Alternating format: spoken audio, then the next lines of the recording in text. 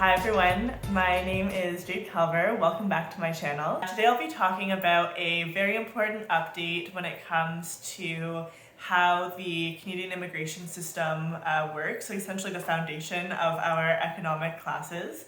The changes that are being made to the National Occupation Classification, or the NOC codes for Canada. Before I start, be sure to check out my 2021 Moving to Canada guide, where I go through the ins and outs of moving to Canada. So those of you who are familiar, the NOC code is their codes that the government, so Stats Can as well as ESDC, so that's Employment and Social Development Canada, these are the codes that they attribute to each occupation in Canada. It's very important in immigration because it's used to define all types of every single occupation that a foreign worker works in, whether they're coming as a temporary worker or as a permanent resident. And it defines skilled work versus unskilled work. So previously, level 0, A and B was considered skilled work in immigration, and levels C and D were considered unskilled work.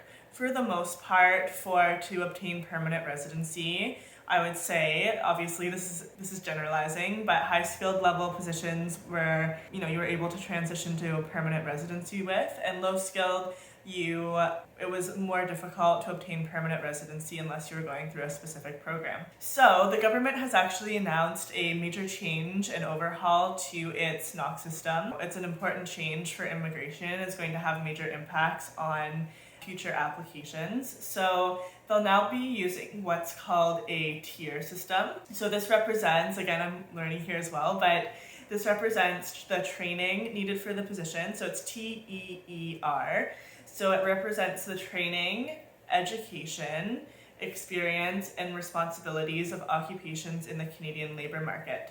So the government will be moving from the 4 code system. So previously I've just brought up an occupation here for illustrative purposes. So automotive service technicians, so mechanics, used to be 7321.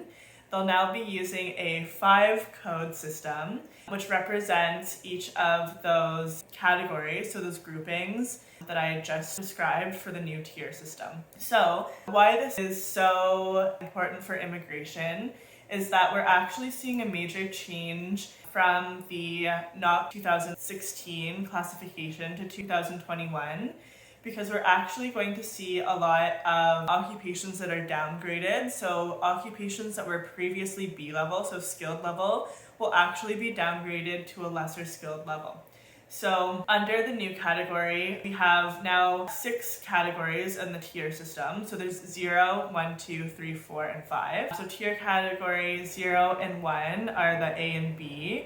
2 and 3 are B level, and 4 and 5 are C and then skill level D is 6 or 7 if it comes up. So why this is so important is that a lot of positions that we used to historically see qualify our clients for immigration will now actually no longer be considered skilled. There is a tool where we can see the equivalency under the new system.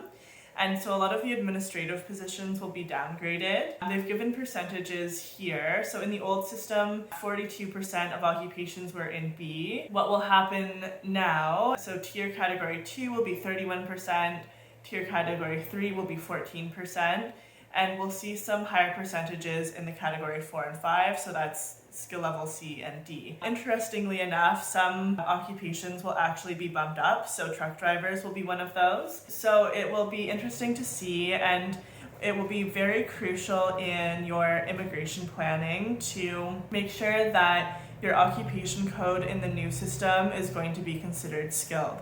A lot of the positions that were considered skilled in occupation level B will no longer be considered skilled, which means that they'll no longer qualify for programs such as a lot of our skilled worker programs, including the Canadian Experience class, which is a favorite of students in Canada. So we will have to be careful in immigration planning. Similarly, when it comes to certain NOC codes for LMIA applications, we'll have to ensure that those skill levels are still considered high level so that they will be considered either managerial or skill level A or B to ensure that the person is eventually able to transition to permanent residency. So this is all the information that we have for now, but what I think we need to take away from this is, again, ensuring that under the new system that your occupation will be skilled. This is a major change to the NOC system. It's one of the first major overhauls that they've done in over a decade. And so I think that we're going to see a lot of changes to who gets permanent residency in Canada and what kind of occupations are going to be deemed skilled, and it's going to have implications across the board for immigration to Canada. That's everything that I have today for this new update regarding the NOC system in Canadian immigration.